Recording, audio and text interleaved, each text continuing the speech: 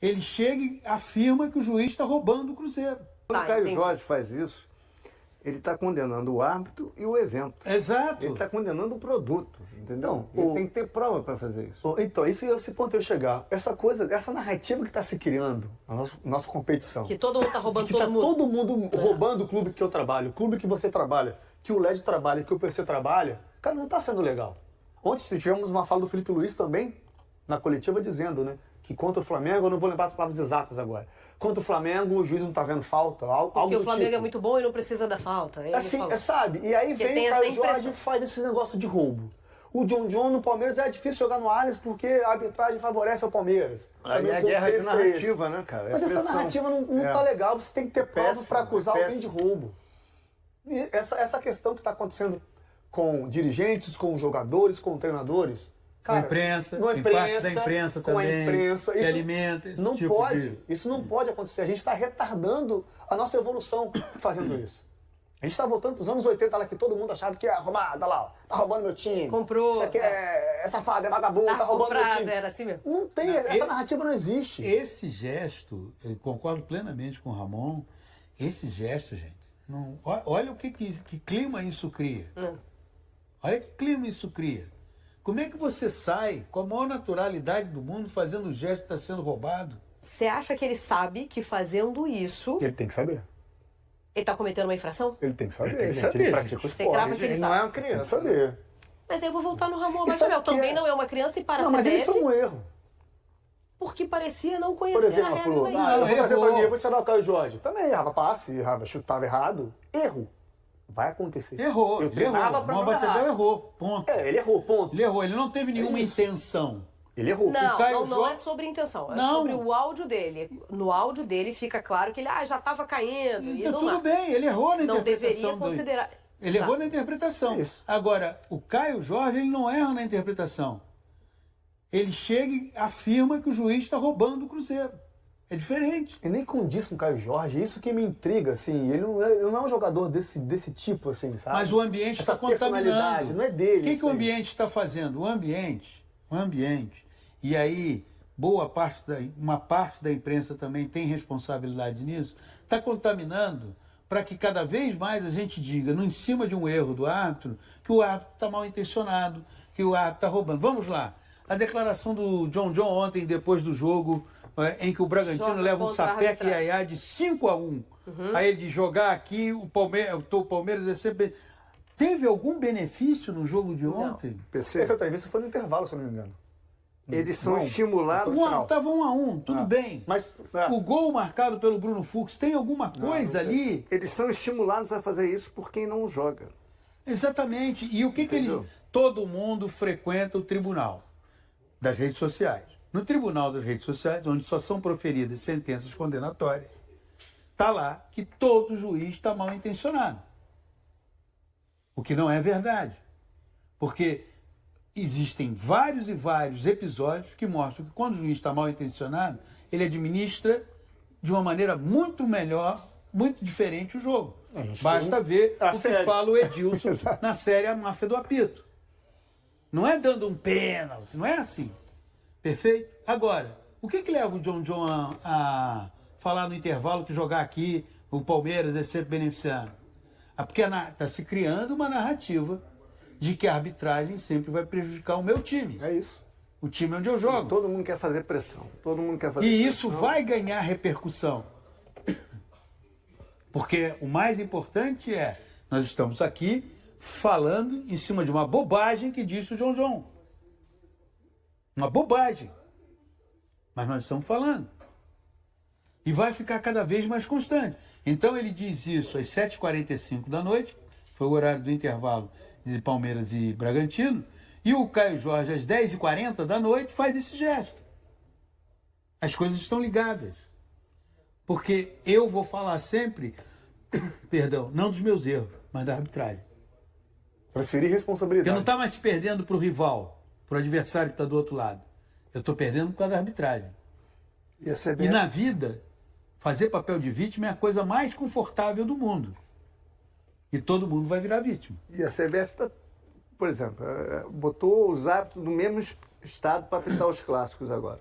O Rio apitou o Alex Stefan, E São o Paulo, Corinthians e São Flávio Paulo, Rodrigues. Flávio, em Bragantino BH, foi o apitou Rafael Cláudio. Não, Zanovelli. o Bragantino foi o Rafael Cláudio. Foi o Porque dois times de São Paulo. Só o Bavi que tá o Daronco.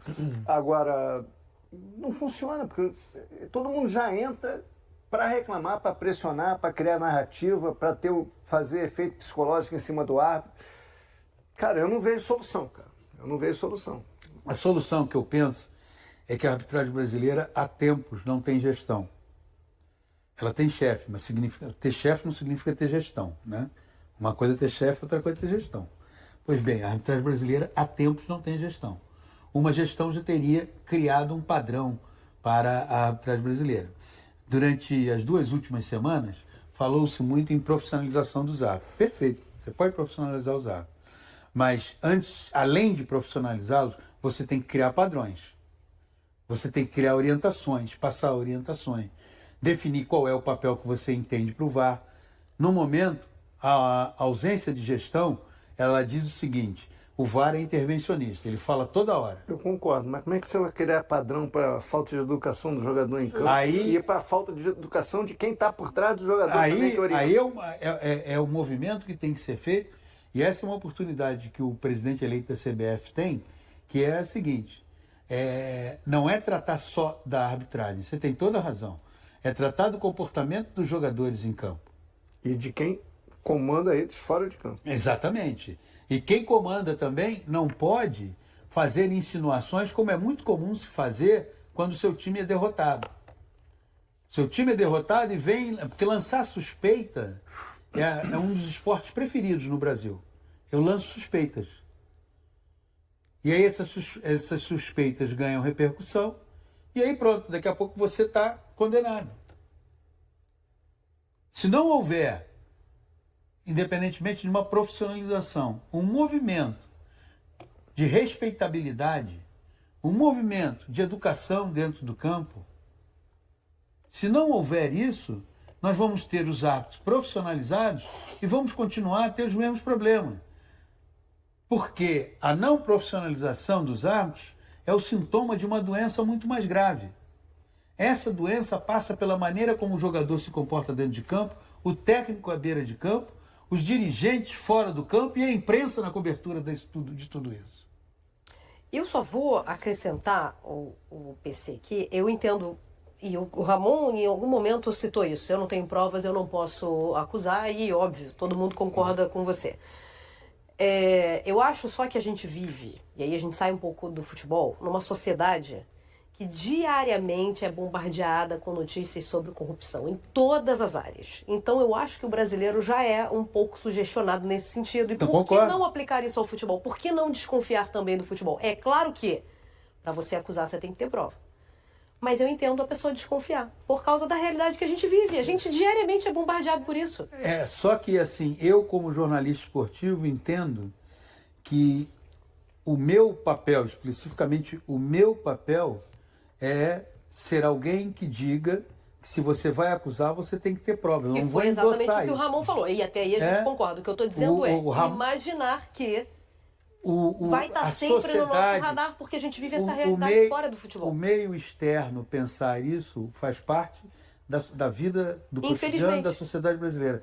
Mas o meio do futebol, o Caio Jorge, ao fazer esse gesto, ele é absolutamente gratuito. Ele faz porque todo mundo está falando de arbitragem. Tá, entendi. O John dar a entrevista... Ele já faz para se defender, ele acha que é uma defesa. O John, ao dar a entrevista, ele fala porque está todo mundo falando. Ele não tem prova de nada ali. O Caio virou modus operandi. O Caio não tem prova de nada. Ele fala porque está todo mundo falando. Essa é a diferença. O torcedor achar que pode ter... É uma sociedade com diversos problemas nesse sentido. Mas o jogador começar a endossar isso porque é uma maneira dele se defender, é uma maneira dele justificar determinadas coisas, assim como faz o dirigente, assim como faz o técnico, eu acho que isso é ruim. E como faz também muita gente de imprensa que endossa e também alimenta essa ideia, eu acho isso tudo muito ruim. Perfeito. Até aí concordamos. Eu só quis trazer que entendo quem desconfia, porque a gente infelizmente vive numa sociedade assim. E se a gente pegar o lance específico, Não pelo gesto que fez o Caio Jorge, mas ele estava certo, porque foi tiro de meta. Só que a partir do momento que ele faz esse gesto... a manifestação é mal educada. É mal educado, ele perde a razão de reclamar. Roubar mesmo, meteram a mão no Cruzeiro. Né, no Campeonato Brasileiro todo. Eram 12 pontos mais 2 de ontem, porque foi um ponto que ele ganhou, seriam 14 pontos. 14 mais 53 dá 67. O Cruzeiro seria líder com 67. Já o Palmeiras, que está com 61, ganhou 15 pontos da arbitragem. Pênalti inexistente, bola, falta aqui na frente. Nossa Senhora, uma vergonha. O Jonathan Jesus levanta o braço, porque ele está vendo que a bola está saindo quando o Dudu tocou. Senão ele dava um bicão para lateral, não cederia o escanteio. É uma vergonha. Não pode interferir porque é determinação da FIFA, em escanteio e tal. Agora é curioso, né? O cara pode intervir, por exemplo, no jogo do Fluminense e Mirassol. Ou o Cruzeiro e de Santos. O Caio Jorge, o Matheus Pereira toma a bola por baixo da perna do cara, toca no Caio Jorge faz o golaço. Aí o árbitro vai, confirma, o árbitro tá em cima. Era o Wilton Pereira Sampaio, que é horroroso também. Tava em cima, confirmou o gol. Aí o cara lá do Rio de Janeiro chama ele, olha, teve falta do Matheus Pereira. Ele vai lá no monitor, olha e anula a jogada, que ele estava em cima e falou assim, ó, segue, tudo normal, não houve nada. Né? Aí você escala um árbitro igual de ontem, que puxa o cartão vermelho, era o amarelo, ele puxa o amarelo, era o vermelho. Meu Deus do céu, que lambança, que vergonha, mas eu avisei antes, como estou avisando antes. Se o Cruzeiro não se cuidar na Copa do Brasil, eles vão meter o Corinthians na final. Estou avisando antes. Não tem árbitro no Brasil capaz de dirigir um Corinthians e um Cruzeiro, porque tem interesses que tenhamos uma final carioca e paulista. Vocês sabem disso há anos, há 500 anos. Eles não querem Rio Grande do Sul nem Minas Gerais brigando por taças. Vocês sabem disso. Então estou avisando antes, ou o Cruzeiro traz um árbitro da Europa ou da América do Sul que não seja brasileiro, ou ele vai ser garfado e não vai chegar à final da Copa do Brasil. Estou avisando antes. O sonho do Hector pode morrer na semifinal, dependendo da arbitragem. Estou avisando antes. Meu amigo, agora é o seguinte, agora é se segurar, tentar fazer o maior número de pontos para chegar à Libertadores, porque não está garantido ainda, mas está bem perto. Né? Porque o Mirassol, que é o quarto, está com 49, Cruzeiro 53. Né? São 4 pontos. Mas lá atrás, Botafogo, o resto está tudo mais lá embaixo, 42, 43. Então ainda está tranquilo. Mas o Cruzeiro tem que ganhar pelo menos aí, está com 53, mais 12, 4 jogos, para chegar a 12, 65. E empatar 2 aí, sei lá, chegar a 67 está garantido na Libertadores. O título esqueço. O título é entre Flamengo e Palmeiras, acabou, não tem mais ninguém com chance de ganhar o título. Né? Porque o Palmeiras não vai perder mais tantos jogos, nem o Flamengo. Então o Cruzeiro pode se virar, como era o objetivo da diretoria do técnico, chegar numa vaga na Libertadores, né? Tá pertinho, e trabalhar para a Copa do Brasil. Mas estou avisando antes, se deixarem um árbitro brasileiro apitar, tchau, Hector. Porque eles não vão deixar o Cruzeiro ganhar do Corinthians. Estou avisando antes. A CBF, gente, é uma entidade desmoralizada. Ninguém confia na CBF, não acredita mais. Né? A CBF ela tem que cuidar só da seleção brasileira e os clubes formarem uma liga e decidir seus destinos. Eles não conseguem. Os presidentes não se unem, eles só olham para o próprio umbigo. Uma vergonha. Ao deixar a Arena MRV, com o clima já mais tranquilo, o volante Lucas Silva fez uma revelação surpreendente. Ele chegou a pensar em retirar o Cruzeiro de campo ainda no primeiro tempo do clássico contra o Atlético. Assim como os demais companheiros, o jogador ficou revoltado com o erro da arbitragem que resultou no gol do rival. Naquele momento pensei em tirar o time de campo, porque aquele lance mudou completamente o rumo do jogo. Alguns companheiros também cogitaram sair. Mas tivemos a dignidade de continuar jogando e demonstrar que mesmo com o jogador a menos, somos um grupo muito guerreiro, principalmente diante do nosso maior adversário, afirmou camisa 16.